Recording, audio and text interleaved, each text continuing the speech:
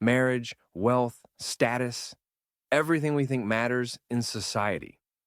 But what if I told you that 2,000 years ago, Jesus challenged these exact same values in ways that are still revolutionary today?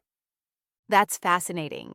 How his teachings about marriage and divorce were so ahead of their time, especially considering women in that culture had virtually no rights.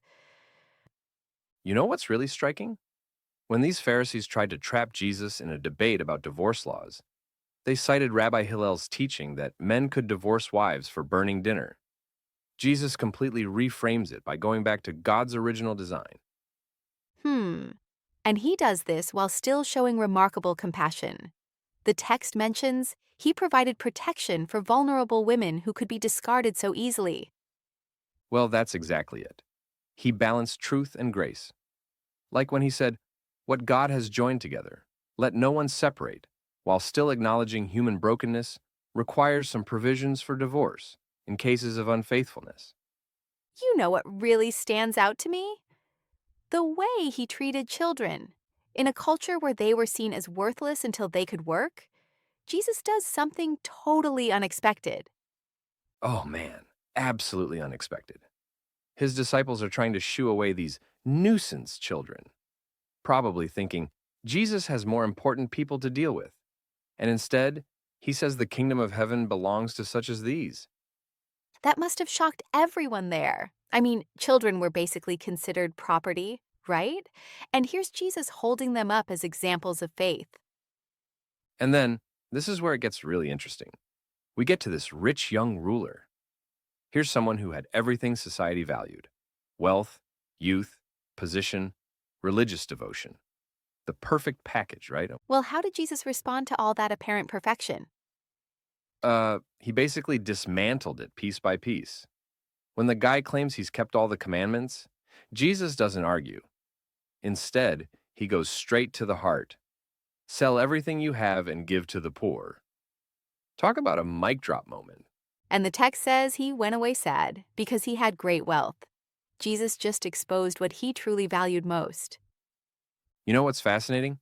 The disciples are shocked by this. They ask, who then can be saved? Like, they suddenly realize how impossible it is to enter God's kingdom through human effort. That leads to one of the most hope filled verses, though. With man, this is impossible, but with God, all things are possible. And then Peter comes in with this brutally honest question about what they'll get in return for leaving everything. Like when, hey, we did what that rich guy couldn't do. What's in it for us? So, how does Jesus handle that potentially selfish question? Well, surprisingly, he doesn't rebuke Peter at all. Instead, he promises a hundredfold return. But notice it's not just material blessings. He's talking about spiritual family, community, eternal life. It's a completely different value system. That really challenges our modern prosperity gospel, doesn't it? The rewards Jesus promises often look very different from what the world considers valuable. And here's what makes this so relevant today. We're still wrestling with these same issues. The world still says, accumulate wealth, seek status, look out for yourself. Jesus still says, give it away, welcome the marginalized, die to yourself. You know, it's like Jesus was establishing a completely countercultural kingdom where everything we think matters actually doesn't. And that's really the challenge for us today. Are we willing to embrace these upside down values? To welcome those society overlooks? To hold loosely to our possessions and position?